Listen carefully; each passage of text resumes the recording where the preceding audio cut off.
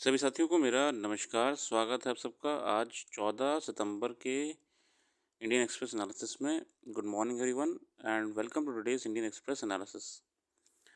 सो let us begin without any further delay.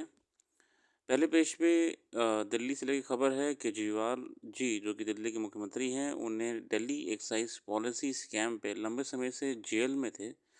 और हालांकि Delhi excise policy को स्कैम कोर्ट ने तो नहीं माना है, अभी उसमें इन्वेस्टिगेशन चल रही है, मगर फ़िलहाल उनको बेल मिल चुकी है और बेल पे बाहर आने वाले हैं।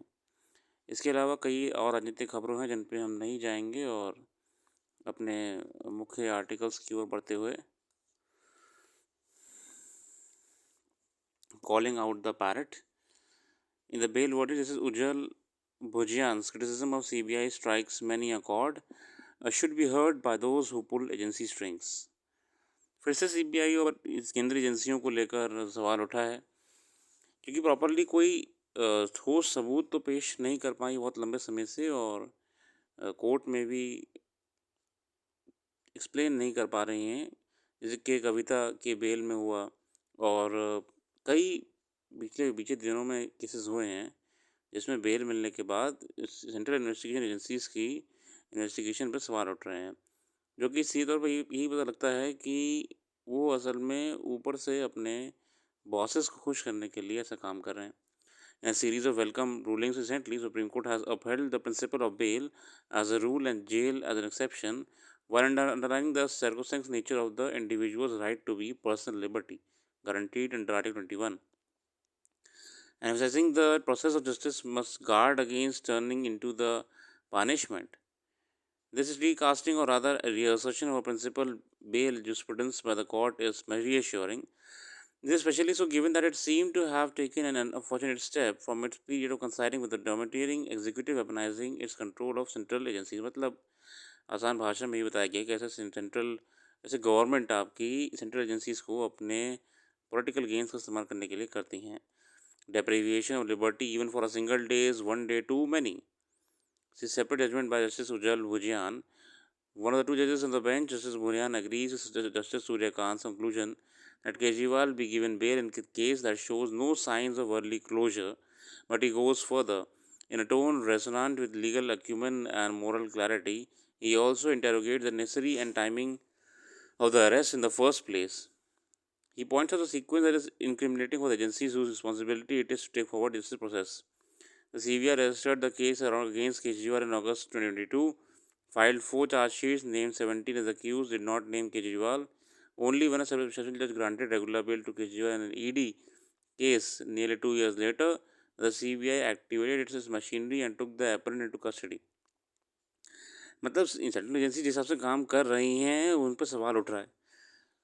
कई बीते दिनों में साल में चार्जशीट फाइल करी थी जिनमें केजरीवाल जी का नाम ही नहीं था, वो तो बाद में जाके उनका नाम भी इसमें जोड़ा गया। Justice Bhuyan's judgment interrogates a range of systemic delays in evasions, and he does not spare the institutions he belongs to. He points to higher courts lobbying the bail to the lower courts and to courts playing safe on bail. But the judgment is a strong indictment, most of all, of the CBI. It is important that CBI dispel the notion of it being caged parrot, rather than the perception should be that of uncaged parrot. India's premier investigation agency and those who pull strings must heed the court, because the judge has underlined the concept of so fair investigation and fair trial। मतलब कि overall court ने ये कहा है कि central agencies की जो छवि बन चुकी है केज पैरट वाली, उसे बदलना ज़रूरी है और एक अनकेज पैरट, यानी कि अगर ऐसी कमियां रहेंगी इन्वेस्टिगेशंस में और सिर्फ पॉलिटिकल मोटिव्स को, पॉलिटिकल बॉसेस को खुश करने के लिए एजेंसी काम करेंगी, तो उनसे ट्रांसपेरेंसी कोई उम्मीद हम नहीं कर सकते हैं। यही बात आर्टिकल में करी है, यही बात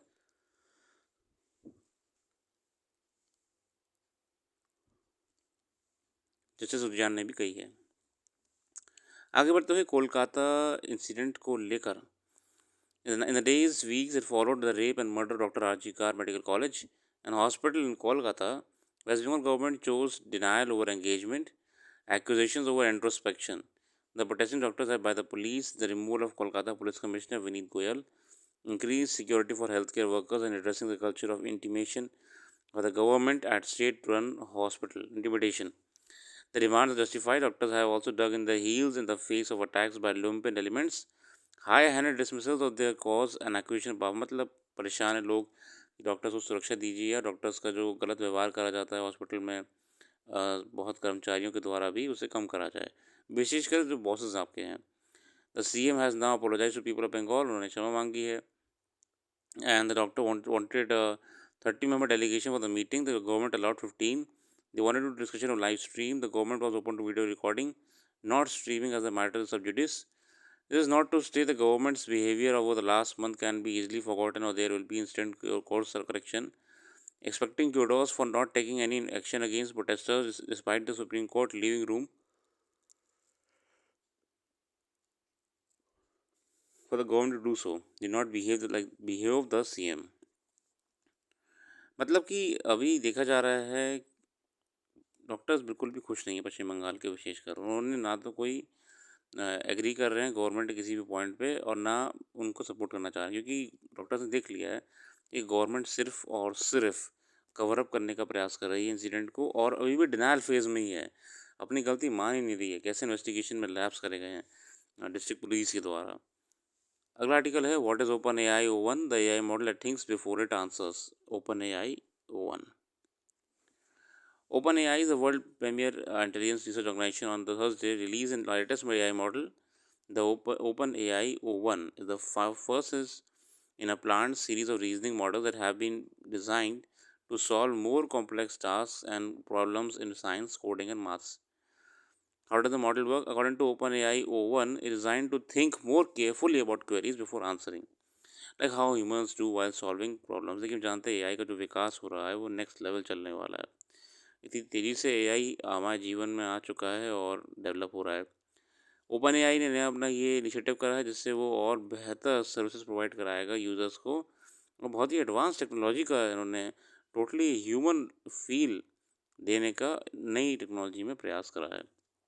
देखते हैं आगे आने समय में AI का क्या क्या होने वाला है और AI कैसे हमारे जीवन पर इम्पैक्ट देगा. फिलहाल अगले आर्टिकल चलते हैं. अगला आर्टिकल है what is helium and why is it used in rockets. अब ये हीलियम के रॉकेट में क्यों यूज़ होता है ये देखते हैं. Two NASA astronauts aboard Boeing Starliner will stay on the International Space Station for months because of a faulty propulsion system whose problems included helium leaks. असल में हुआ ये था कि दो हमारे अंतरिक्ष एस्ट्रोनॉट्स थे, एक सुनीता विलियम्स थी और एक उनके साथी थे. 8 दिन की जर्नी के लिए गए थे स्पेस में, मगर जो स्टारलाइनर उनका स्पेस शटल था उसमें कुछ समस्या होने की वजह से उनका नीचे आना सेफ नहीं माना गया. उसमें हीलियम लीक थे. हालांकि वो स्टारलाइनर लौट के आ चुका है, उसे तो ले आए हैं. उनको क्यों उसमें लगे कि उनको डर था नासा को कि अगर इसमें कोई दुर्घटना हो जाएगी तो हमारे 2 एस्ट्रोनॉट चले जाएंगे. तो उसमें हीलियम लीक की बात हुई थी तो इस वजह से वो वहीं रुक गए हैं और अब तो ये उम्मीद करी जा रही है कि लगभग 8 महीने का समय उनको 8 महीने तो लग ही गए हैं स्पेस में. अभी हीलियम का यूज़ क्या हो रहा है स्पेस में इस आर्टिकल का ये हमको ध्यान दे रहे हैं. Past missions that have been affected by pesky helium leaks include ISRO's Chandrayaan-2 and ESA's Ariane 5. Why do spacecraft and rocket use helium? It is an inert gas. It does not react with other substances or combust, and its atomic number is 2, making it to the second lightest element after hydrogen. Rockets need to achieve specific speeds and altitude to reach and maintain orbit. A heavier rocket requires more energy, not only increasing fuel consumption but also need more powerful engines, which are more expensive to develop, test, and maintain. Helium has a very low boiling point, allowing to remain a gas even in super cooled environments. An important feature. देखिए helium क्या होता है ना, वो ठंडे ठंडे हम जानते हैं कि स्पेस ठंडा बहुत है, सुपर कूल्ड है. हीलियम वहाँ पे भी आपका मेंटेन रहता है अपने नेचर में, है ना, allowing it to remain a gas even in the super cooled environment. An important feature because many rocket fuels are stored in the temperature range. Helium is used to pressurize fuel tanks, ensuring fuel flows to rocket's engine without interruption, and for cooling systems. As fuel and oxidizer are burned in the rocket's engine, helium fills the resulting empty spaces in tanks, maintaining the overall pressure inside. अगर जब ये fuel वूल burn हो रहा होता है तो अब जो एनर्जी रिलीज़ होती है या जो इस रॉकेट का सिस्टम होता है उसमें गैप्स को हीलियम से भर देते हैं ताकि प्रेशर मेंटेन रहे. Because non reactive it can safely mingle with tanks residual and contents, और रिएक्टिव नहीं होता इसलिए वो आराम से कोई नुकसान भी नहीं करता है. Is it prone to leaks? Helium's small atomic size and low molecular weight mean its atoms can escape through small gaps or seals in storage tanks and fuel systems. तो हाँ, हीलियम का जिस हिसाब से स्मॉल एटॉमिक साइज है और low molecular weight है, तो ये कहीं से भी लीक कर सकती है. But because this a very little helium in earth atmosphere, leaks can be easily detected, making the gas important for spotting potential faults in the rocket. अच्छा, हीलियम से ये भी पता जाता है कि रॉकेट में फॉल्ट वगैरह कहाँ पे हैं, टेस्टिंग के दौरान भी. तो अब ये देखते हैं क्या रहता है, कब हमारे एस्ट्रोनॉट्स लौट के आएंगे नासा के, और बहुत जल्दी कोई ना कोई अच्छी खबर आएगी. फिलहाल अगले आर्टिकल पे बढ़ते हैं. अगला आर्टिकल है पोर्ट ब्लेयर को लेके, जिसका नाम बदल दिया गया है और नया नाम पोर्ट ब्लेयर का है Shri Vijayapuram. Is renamed as Sri Vijayapuram. Mr. Amit Shah announced on Friday the change of name was inspired by Prime Minister Narendra Modi's vision to free the nation from colonial imprints. The name Sri Vijayapuram symbolizes the unique role of Andaman and Nicobar Islands in Indian freedom struggle and the territory that once served as the Chola Empire naval base. Discovery of Port Blair, capital city and port of entry into Union territory, is named after Archibald Blair, a naval surveyor and lieutenant in the Bombay Marine. तो ये port Blair का नाम कहाँ से आया? Archibald Blair के नाम से आया, जो कि सर्वेयर थे नेवल एक आपके. उन्होंने ईस्ट इंडिया कंपनी भी ज्वाइन करी थी नेवी 1771 में. It also served the coast of India, Iran and Arabia. In December 1778, Blair left on his first surveying voyage to Andaman from Calcutta into two ships, the Elizabeth and the Viper. The expedition which lasted till 1779, मतलब वो दिसंबर 1778 में निकले थे कोलकाता से और लगभग 1779 में पहुंचे थे पोर्ट ब्लेयर. खोजा था उन्होंने अंडमान का island. The expedition which lasted in April 1779 took him to a natural harbour on the east coast of the island, which named Port Cornwallis after Commodore William Cornwallis, Commodore and Commander-in-Chief British armies. Blair was immediately aware of the significance of discovery and wrote a detailed report of his survey. He returned to England in 1795 and read an account of the Andaman Islands before the Royal Society of London. और उन्होंने कहा कि भैया ऐसे बढ़िया जगह मिल गई है, एकदम बढ़िया सा आइलैंड मिला है, तो उसको जाकर उन्होंने लंदन में बताया भी. The company decided to colonize Andaman soon after Blair submitted its report, mainly to establish a safe base from which it could check the activities of Malay pirates. Several convicts were transported to the island to serve as unpaid labor. The island was later named as Blair. बाद में island का नाम Blair साहब पर रख दिया गया. After the Revolt of 1857, the British began sending large number of Indian prisoners to islands. Port Blair was now renovated and resettled mainly as a penal colony. और बाद में ना पोर्ट ब्लेयर को ना जनरली जिन लोगों को अरेस्ट कर लेती थी गवर्नमेंट, जो विद्रोही थे आपके भारतीय विद्रोही हमारे फ्रीडम स्ट्रगल में, उन लोग को फिर अंडमान ही भेज देते थे, अनपेड लेबर के रूप में काम कराते थे. As the freedom movement gained momentum, the British built huge cellular jail in Port Blair. In 1906, among the freedom fighters who were jailed in Kalapani was Vinayak Damodar Savarkar. VD Savarkar साहब भी आपके Kalapani jail हुई थी. Imperial Cholas and Sri Vijay. अब जानते हैं इतिहास के बारे में. Some historical records suggest that the Andaman Islands were used as a strategic naval base in the 11th century Chola Emperor Rajendra Vanna to carry out an attack on Sri Vijaya, which is a part of today's Indonesia. तो चोला empire के समय में ये बहुत ही important naval base था आपका, और इसी के बारे में यहाँ कई बातें बताई हुई हैं. Several scholars have speculated on the reason for the Chola maritime expedition to Sri Vijay. K. N. Elegant Shastri wrote that we have to assume either some attempt on the part of Sri Vijay to throw obstacles in the way of Shola trade with east, मतलब सब तमाम बातें कर रहे हैं, छोड़िए. पुराना आसान भाषा में जो पोर्ट ब्लेयर है आर्चिबाल्ड ब्लेयर के नाम पर रखा गया था. अब इनका नाम बदल के, जो कि अंडमान में एक सर्वेयर थे, पोर्ट ब्लेयर का नाम बदल के अब क्या कर दिया गया है, इसका नाम कर दिया गया है श्री विजयपुरम, जो कि चोला अम्पायर से संबंधित है. चोला अम्पायर से संबंधित है. पोर्ट ब्लेयर के नाम में ब्लेयर नाम आया था आपका आर्चिबाल्ड ब्लेयर. ये एक ब्रिटिश सर्वेयर थे आर्चिबाल्ड ब्लेयर, और इन्होंने अपनी इसकी खोज के लिए निकले थे कलकत्ता से निकले थे आपका ये अप्रैल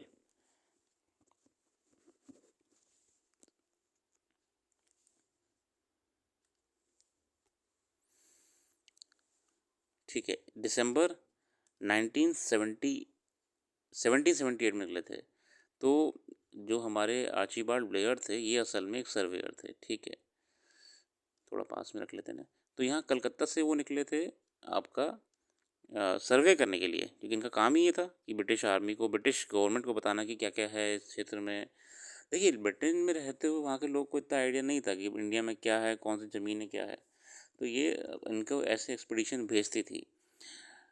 तो आर्चिबाल्ड ब्लेयर, जिन्हें हम एबी बोल सकते हैं, ये आपके 2 जहाज़ से गए थे। एक था एलिज़ाबेथ और दूसरा था वाइपर। तो मतलब 2 जहाज़ की टीम गई थी और उन्होंने अपने एक्सपीडिशन के बाद रॉयल सोसाइटी ऑफ लंदन को अपना रिपोर्ट सबमिट करा पूरा।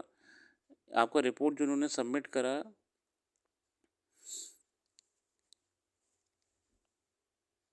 लंदन में 1795, और ये बताया कि as a port, as a location to monitor Malay pirates. मतलब उन्होंने ये भी कहा था कि जो मलय पायरेट्स हैं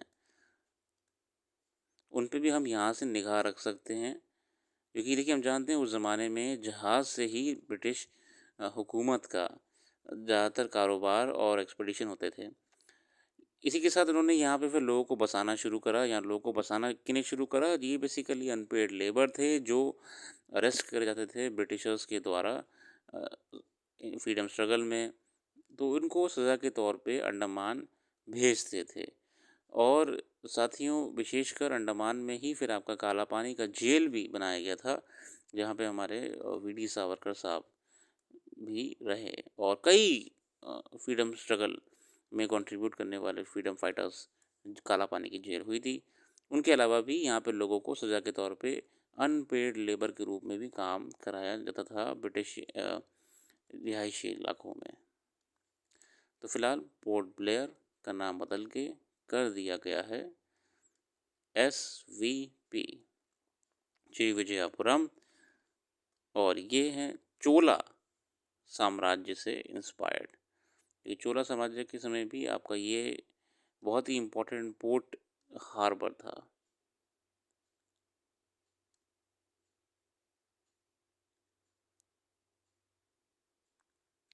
क्या आप लोग मुझे बता सकते हैं कि जो अंडमान निकोबार आइलैंड्स हैं, इसमें नॉर्थ से साउथ के क्रम में क्या नाम है आइलैंड्स का? अगर नहीं तो आप सोच के बताइए कि जो आपके आइलैंड्स हैं अंडमान निकोबार में, उनका नॉर्थ से लेके साउथ तक क्या-क्या नाम है आइलैंड्स के? कितने आइलैंड ग्रुप हैं? हाउ मेनी आइलैंड ग्रुप हैं? और स्मॉलेस्ट और बिगेस्ट आइलैंड कौन से हैं? ये आपका यूपीएससी पॉइंट ऑफ व्यू से या state civil PCS point of view से बहुत ज़रूरी है। स्मॉलेस्ट और लार्जेस्ट आइलैंड कौन सा है? और और नॉर्थ से साउथ के क्रम में आइलैंड्स का नाम क्या है? ये चीज़ें आपको भी नॉलेज में होनी चाहिए। फिर आगे बढ़ते हैं और आर्टिकल्स की ओर।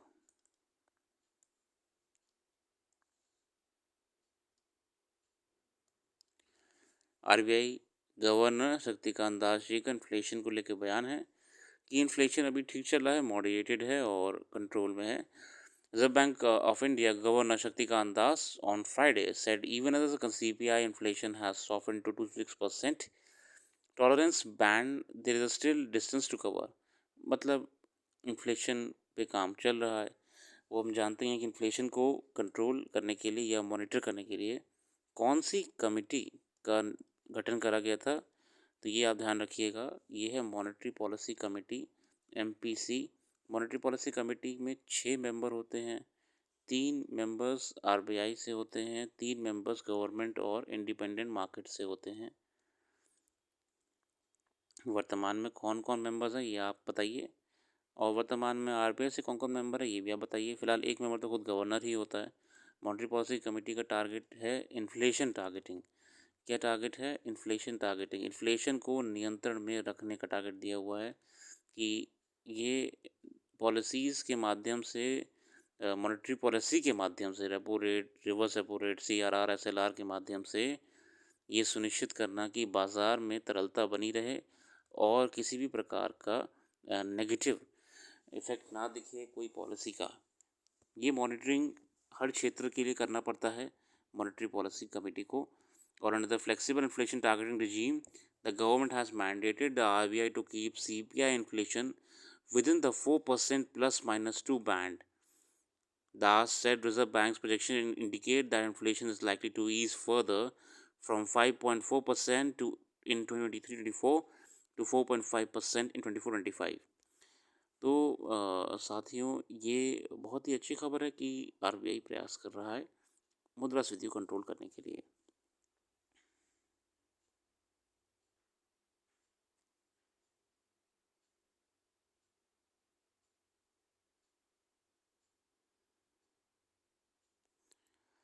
चित्रा रामाकृष्ण का जो केस था नेशनल स्टॉक एक्सचेंज वाला, ये केस सेबी ने due to lack of sufficient evidence dismiss कर दिया है। बहुत ही शॉकिंग न्यूज़ है ये, क्योंकि ये बहुत बड़ा स्कैम था किसी भी देश के लिए। नेशनल स्टॉक एक्सचेंज पर कोई दिक्कत नहीं, सेबी ने कुछ इन्वेस्टिगेशन करी होंगी तभी ऐसा हुआ होगा। फिलहाल आगे बढ़ते हैं अन्य खबरों की ओर, और कुछ का विशेष नहीं है, तो आज के लिए रख रहे हैं। अपना कीमती समय देने के लिए बहुत बहुत धन्यवाद। जो भी करंट अफेयर्स यहाँ पे हम डिस्कस नहीं कर पाए, वेबसाइट पर डाल देंगे। वेबसाइट का लिंक डिस्क्रिप्शन में मौजूद है, एक बार जाके विजिट ज़रूर करिएगा।